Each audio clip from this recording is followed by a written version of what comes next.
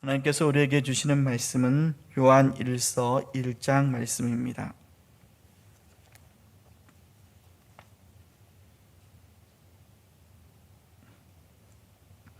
요한 1서 1장 1절에서 10절의 말씀을 한 절씩 교독하겠습니다. 태초부터 있는 생명의 말씀에 관하여는 우리가 들은 바요 눈으로 본 바요 자세히 보고 우리의 손으로 만진 바라.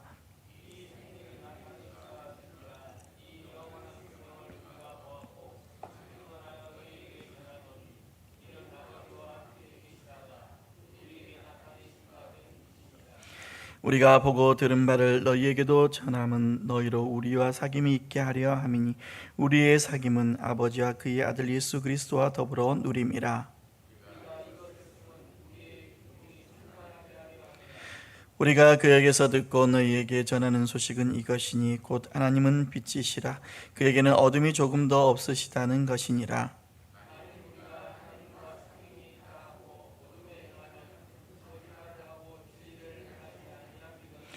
그가 빛 가운데 계신 것 같이 우리도 빛 가운데 행하면 우리가 서로 사귐이 있고 그 아들 예수의 피가 우리를 모든 죄에서 깨끗하게 하실 것이요.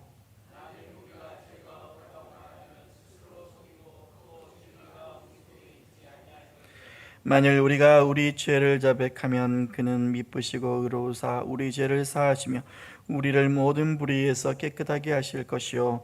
만일 우리가 범죄하지 아니하였다 하면 하나님을 거짓말하는 이로 만드는 것이니 또한 그의 말씀이 우리 속에 있지 아니하니라. 아멘. 우리가 함께 읽은 요한일서는 교회의 오랜 전통에 따라 사도 요한이 기록한 편지로 이해해 오고 있습니다. 예수님을 직접 따르며 사역했던 요한은 당시 신앙의 혼란을 겪고 있던 성도들 위해 이 편지를 썼습니다. 편지에는 특정한 교회의 이름이 나오진 않지만 요한과 가까운 관계에 있던 소아시아 지역의 여러 교회가 이 말씀을 함께 받아 읽었던 것으로 봅니다. 당시의 교회는 무엇을 믿어야 하며 어떻게 살아야 하는지를 흔드는 가르침으로 적지 않은 혼란을 겪고 있었습니다. 교회 안에서 함께 신앙생활을 하던 사람들 가운데 일부가 사도들이 전해준 복음과 다른 가르침을 주장하며 공동체를 떠나기까지 했습니다. 이들은 예수 그리스도에 대한 사도적인 가르침을 왜곡했고 자신들이 하나님을 안다고 주장하면서도 죄와 순종의 문제에서는 복음과 어긋난 모습을 보였습니다. 이 일은 공동체의 분열로 이어졌고 남아있던 성도들의 마음에도 깊은 상처와 의문을 남겼습니다. 생각해보면 남아있던 성도들의 마음은 어떠했을까요? 함께 믿음을 나누었던 사람들이 공동체를 떠났습니다. 남아있던 성도들은 우리가 전해받은 복음이 정말 참된 것인가? 나는 정말 하나님께 속한 사람인가? 라는 질문 앞에서 흔들렸을 수도 있습니다. 우리의 믿음도 때로 흔들릴 때가 있습니다. 오래 기도해도 기도의 응답이 이루어지지 않고 또 형편이 달라지지 않으며 믿음으로 살고 싶지만 또 넘어지는 자신을 보며 실망하거나 낙심하기도 합니다. 사람에게 받은 상처가 깊어지면 예배와 신앙 생활의 기쁨마저 희미해질 수 있습니다. 그럴 때 우리도 묻게 됩니다. 내 믿음은 정말 괜찮은 것인가? 하나님께서는 여전히 나를 붙들고 계시는가? 요한이 이런 혼란 속에 있는 성도들에게 사도들을 통해 전해진 예수 그리스도의 복음으로 다시 돌아가게 합니다. 요한일서 전체를 읽어보면 참된 믿음에서 나타나는 세 가지 중요한 특징이 계속해서 나타납니다. 예수 그리스도에 대한 바른 믿음, 하나님의 말씀을 따르는 순종, 형제 자매를 향한 사랑입니다. 요한은 이 세 가지를 서로 떼어놓지 않고 반복해서 계속 다루면서 우리가 누구를 믿는지와 그 믿음이 삶에서 어떻게 나타나는지를 깊게 분명하게 보여주고 있습니다. 요한이 이렇게 가르치는 목적은 거짓된 확신은 깨뜨리면서도 예수 그리스도를 믿는 이들에게 영원한 생명이 있음을 알고 믿음 안에서 굳게 서도록 돕는 데에 있었습니다. 요한은 우리로 하여금 흔들리는 감정이나 완전하지 못한 자신에게서 예수 그리스도께로 우리를 돌립니다. 동시에 우리가 고백하는 믿음이 삶에서 어떻게 나타나는지도 돌아보게 합니다. 이제 요한일서 1장을 통해 우리가 믿음으로 무엇을 붙들어야 하며 하나님과의 사귐이 삶에서 어떻게 드러나는지를 살펴보려고 합니다.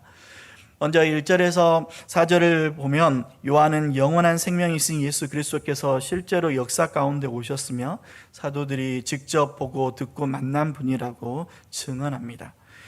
요한이 이 복음을 전하는 목적도 분명하게 말하고 있습니다. 복음을 들은 사람들이 사도들과 믿음의 사귐을 나누고 또 아버지 하나님과 그의 아들 예수 그리스도와의 사귐에 참여하게 하려는 것입니다. 요한은 이 사귐의 기초가 어디에 있는지를 1절에서 분명히 밝히고 있습니다.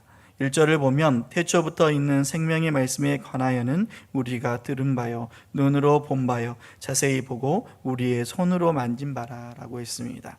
요한은 예수님을 생명의 말씀으로 소개하고 있습니다. 이어지는 2절에서는 아버지와 함께 계시다가 우리에게 나타나신 예수님을 영원한 생명이라고 부르고 있습니다. 예수님은 생명을 가르쳐 주시는 분을 넘어 영원한 생명이시며 우리에게 생명을 주시는 하나님의 아들이십니다. 요한은 이 사실을 매우 구체적으로 증언합니다. 귀로 들었고 눈으로 보았으며 자세히 살펴보았고 손으로 만졌다고도 말합니다. 여기 자세히 보았다라는 말에는 예수 그리스도를 주의 깊게 바라보았다는 의미가 담겨 있습니다. 당시 사도들이 전한 복음을 왜곡하는 사람들이 있었지만 요한은 자신들이 실제로 만나고 경험한 예수 그리스도를 증언했습니다. 그렇게 기독교 신앙의 중심에는 사람들이 만들어낸 생각이 아니라 육체를 입고 우리 가운데 오신 예수 그리스도가 계십니다. 이러한 사도들의 증언은 부활하신 예수님께서 제자들에게 하신 말씀과도 맞닿아 있습니다. 누가복음 24장 39절을 보면 내 손과 발을 보고 나인 줄 알라. 또 나를 만져보라. 영은 살과 뼈가 없으되 너희 보는 바와 같이 나는 있느니라 라고 주님께서 말씀하셨습니다. 요한일서 1장은 사도들이 직접 만난 예수 그리스도의 실제적인 오심을 강조하고 있고 누가복음 24장은 십자가에서 죽으신 예수님께서 실제로 부활하셨음을 보여주는 것입니다. 그렇게 믿음은 사람들이 만들어내는 어떤 생각이 아니라 이 땅에 오셔서 죽으시고 부활하신 예수 그리스도 위에 서 있는 것입니다.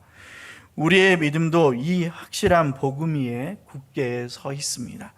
오래 기도해도 응답이 보이지 않고 어려움이 계속되면 하나님께서 멀리 계신 것처럼 느껴질 때가 있습니다. 하지만 믿음은 내가 주님을 얼마나 가까이 느끼느냐에 달려있는 것이 아닙니다. 우리의 감정은 흔들려도 독생자를 보내셔서 생명을 주신 하나님의 은혜는 변치 않기 때문입니다. 요한은 예수님께서 실제로 오셨다는 사실을 증언하는 데 머무는 것만이 아닙니다. 사도들이 보고 들은 생명의 말씀을 전하는 목적은 바로 하나님과의 사귐에 있습니다. 성경이 말하는 사귐은 어떤 가벼운 사귐 또 친분보다 더욱 깊은 것입니다. 예수 그리스도를 통하여 아버지 하나님을 알고 하나님께서 주시는 생명과 은혜를 함께 누리는 관계를 뜻하기 때문입니다. 이 말씀은 우리의 신앙을 돌아보게끔 합니다. 예배를 드리고 기도하며 말씀을 읽으면서도 하나님과의 관계는 메말라 있을 수도 있습니다. 하나님을 섬기는 일은 많아졌는데 하나님과 사귀는 기쁨은 희미해져 있을 수도 있습니다. 요한은 지금 우리가 하나님과 사귀며 살아가고 있는지를 돌아보게 하는 것입니다. 마음이 상하고 또 믿음이 작게 느껴지는 날에도 하나님과의 사귐은 우리의 어떤 자격에 달려 있지 않습니다. 우리의 이러한 사귐은 하나님께 나아갈 길을 열어주신 예수 그리스도께 있다는 것을 우리는 늘 잊지 않고 기억해야 합니다. 요한은 그렇게 이 사귐을 기쁨과 연결합니다. 충만한 기쁨은 모든 형편이 원하는 대로 풀렸을 때만 누리는 어떤 만족이 아닙니다. 아버지와 그의 아들 예수 그리스도와 사귀며 주님께 속해 있음을 아는 데서 오는 기쁨을 의미합니다. 그렇다면 하나님과 사귀고 있다는 사실은 우리의 삶에서 어떻게 드러나는 것일까요? 요한은 이제 하나님께서 어떤 분이신지를 밝히면서 하나님과 사귀는 사람의 삶이 어떤 모습으로 나타나는지를 이어서 보여주고 있습니다. 5절에서 10절을 보면 요한은 하나님과의 참된 사귐이 우리의 삶에서 어떻게 드러나는지를 구체적으로 보여줍니다. 출발점은 우리의 행동이 아니라 하나님이 어떤 분이신지를 아는 데에 있습니다. 하나님은 빛이시며 하나님 안에는 어둠이 조금도 없습니다. 요한은 하나님과 사귄다고 하면서 어둠 가운데 살아가거나 자신의 죄를 부인하는 태도를 경고하면서 빛 가운데 살아가는 길을 제시합니다. 요한은 5절에서 이렇게 선포하고 있습니다. 우리가 그에게서 듣고 너희에게 전하는 소식은 이것이니 곧 하나님은 빛이시라 그에게는 어둠이 조금도 없으시다는 것이니라 라고 했습니다. 이 빛은 하나님의 거룩하심과 진실하심을 나타내는 것이고 하나님께는 죄와 악이 전혀 없음을 보여주는 것입니다. 하나님은 온전히 거룩하시며 참되신 분이십니다. 그렇게 하나님과 사귄다는 것은 빛이신 하나님을 아는 것이고 그분의 뜻을 따라 살아가는 것을 뜻합니다. 예수님께서도 요한복음에서 이미 빛에 대해 이렇게 말씀하신 바 있습니다. 요한복음 3장 21절에 진리를 따르는 자는 빛으로 오나니 이는 그 행위가 하나님 안에서 행한 것임을 나타내려 함이라 하시니라 라고 말씀하셨습니다. 빛 앞에 서면 감추고 싶었던 모습까지 다 드러나게 되어 있습니다. 복음은 우리를 죄 가운데 숨게 하지 않고 예수 그리스도의 깨끗하게 하시는 은혜 앞으로 나아가게 합니다. 당시에 교회 안에는 하나님과 사귄다고 말하면서 어둠 가운데 살아가는 사람들이 있었고 자신에게 죄가 없거나 범죄하지 않았다고 그렇게 주장하는 사람들도 있었습니다. 요한이 경고하는 것은 하나님과 사귄다고 말하면서 어둠 가운데 살아가고 자신의 죄마저 인정하지 않는 태도입니다. 그렇게 빛 가운데 행한다는 말의 의미가 더욱 분명해집니다. 빛 가운데 산다는 것은 죄를 한 번도 짓지 않는 완전한 사람이 된다는 뜻이 아닙니다. 요한도 너희가 아니라 우리라고 말하며 자신을 하나님의 빛 앞에 함께 세우고 있습니다. 우리도 다른 사람의 죄를 바라보기 전에 자신을 이 빛 앞에 세워야 합니다. 빛 가운데 행한다는 것은 죄를 감추거나 또는 합리화하지 않고 하나님의 뜻을 따라 살아가는 것을 말합니다. 그렇게 중요한 사실은 빛 가운데 행하는 사람에게도 예수 그리스도, 더 구체적으로 말하면 예수 그리스도의 피가 필요하다는 것입니다. 요한은 예수 그리스도의 피가 우리를 모든 죄에서 깨끗하게 한다고 선포하고 있습니다. 빛 가운데 살아갈 수 있는 근거는 우리의 어떤 완전함이 아니라 예수 그리스도의 속죄와 깨끗하게 하시는 은혜이기 때문입니다.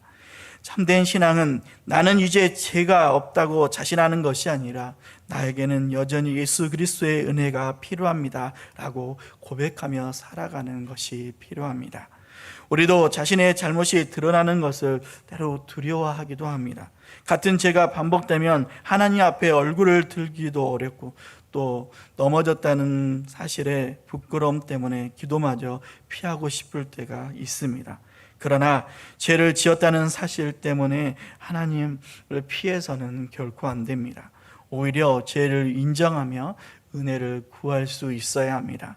요한은 죄를 부인하지 말고 하나님 앞에서 그 죄를 낱낱이 자백하라고 가르치고 있습니다. 이 자백은 하나님께서 죄라고 판단하시는 것을 우리도 죄라고 인정하는 것입니다. 변명하거나 책임을 전가하지 않고 이미 모든 것을 아시는 하나님 앞에서 지은 죄를 인정하며 용서를 구하는 것입니다. 하나님은 미쁘고 의로우신 분이십니다. 약속에 신실하신 하나님께서는 우리의 죄를 용서하시며 모든 불의에서 깨끗하게 하시는 분이십니다. 용서와 깨끗하게 하심은 우리의 공로나 자백의 대가가 아니라 예수 그리스도께 이루시는 구원에 근거하는 것입니다. 그렇게 자백은 용서를 얻어내는 대가가 아니라 죄를 인정하고 용서하시는 하나님께 나아가는 믿음의 응답입니다. 빛 가운데 산다는 것, 이것은 죄가 전혀 없는 사람이 되는 것이 아닙니다. 제가 드러날 때마다 인정하며 예수 그리스도의 깨끗하게 하시는 은혜를 의지하며 살아가는 삶을 말합니다. 오늘 우리 안에 숨기고 싶은 모습이 있다면 하나님을 피할 이유가 없습니다. 지은 죄를 숨기지 말고 빛으로 나아갈 때 우리를 맞이해 주시는 분은 예수 그리스도의 피로 깨끗하게 하시는 신실하신 하나님 아버지이십니다. 오늘 말씀을 맺겠습니다. 우리의 믿음은 내가 얼마나 잘하고 있는가를 확인하는 데 있지 않습니다. 우리의 소망은 언제나 예수 그리스도께 있습니다. 죄와 허물이 드러났다고 하나님을 피하지 말아야 할 것입니다. 오히려 숨기지 않고 주님께 나아가 그리스도의 은혜를 더욱 의지해야 합니다. 오늘 하루 하나님 앞에 숨김없이 서며 주님과 사귀는 참된 기쁨을 누릴 수 있는 성도들이 되길 간절히 소망합니다. 우리의 말과 선택에서도 빛 가운데 살아가는 믿음이 온전히 드러나기를 간절히 원합니다. 어떠한 순간에도 영원한 생명이신 예수 그리스도를 붙들고 하나님과 동행하는 우리 모두가 되기를 주님의 이름으로 간절히 축원합니다.